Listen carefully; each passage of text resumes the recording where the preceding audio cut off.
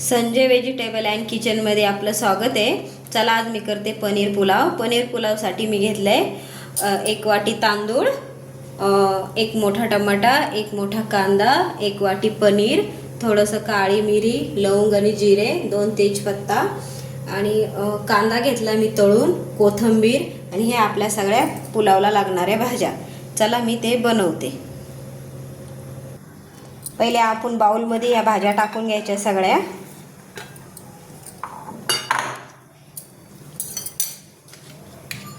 त्याच्यामध्ये 1 चम्मच दही टाकायचं,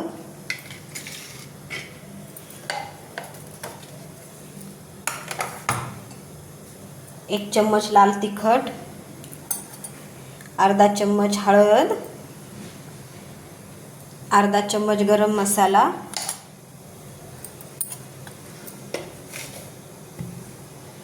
एक चम्मच मीठ। आता हे आपण सगळं एकत्र करून घ्यायचं।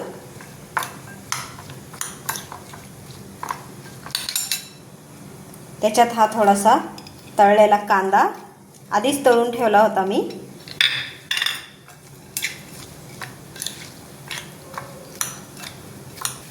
हे बघा झालं। याला आता आपण 10 मिनिटं मुरू द्यायचं, म्हणजे दह्याचा आंबटपणा याच्यात उतरतो। आधी आपण तांदूळ उकडायला टाकू। त्याच्यासाठी मी पाणी गरम करायला ठेवलं होतं। त्याच्यामध्ये आता 1 तेजपत्ता, 2-3 लवंग, थोडं तूप,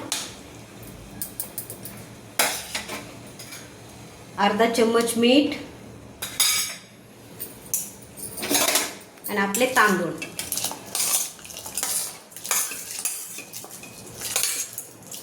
आता याला छान उकडून घ्यायचं।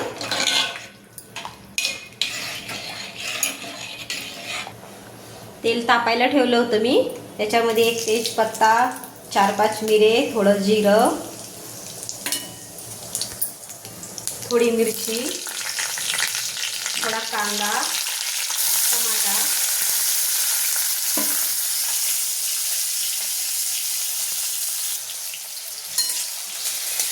आता याला छान परतू द्यायचं 20 मिनिटं।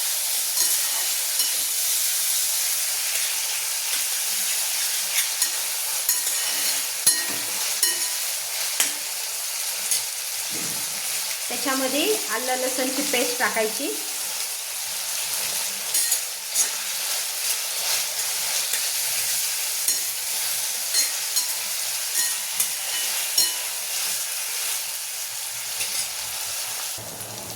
कांदा टमाटा झालाय छान वाफून। आता त्याच्यात ह्या भाज्या टाकून घ्यायच्या।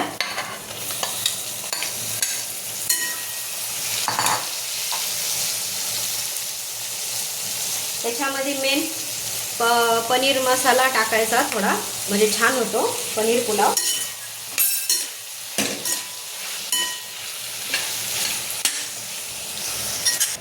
आता याला 10 मिनिटं छान वाफेवर शिजू द्यायचं। आपला भात बघू शिजलाय का? हा छान 80% शिजलाय। आता याला थंड करायचं गाळून। तर आपण पनीर तळून घ्यायचं थोडं। त्याच्यासाठी थोडं तेल टाकून घेते पॅन मध्ये।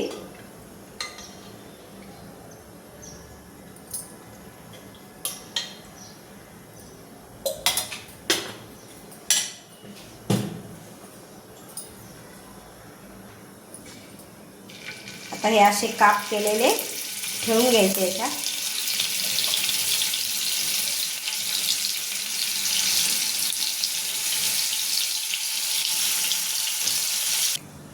पनीर पण छान झालं तळून आणि आपला भात पण झालाय थंड। आता बघू आपण आपली भाजी शिजली का।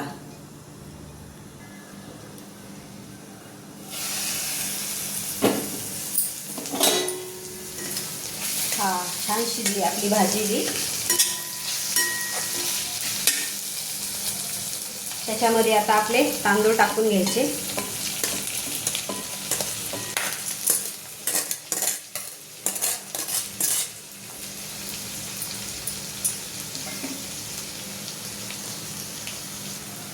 आता हे पनीरचे तुकडे पण टाकून घ्यायचे। आता याला छान एकत्र करायचं।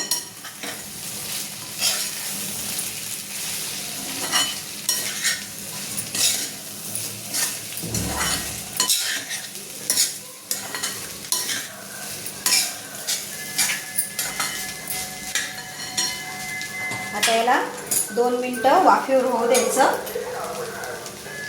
थोडीशी कोथिंबीर. चला बघू आपण झाला का आपला पनीर पुलाव. हा छान झाला. आता काढते, दाखवते काटा.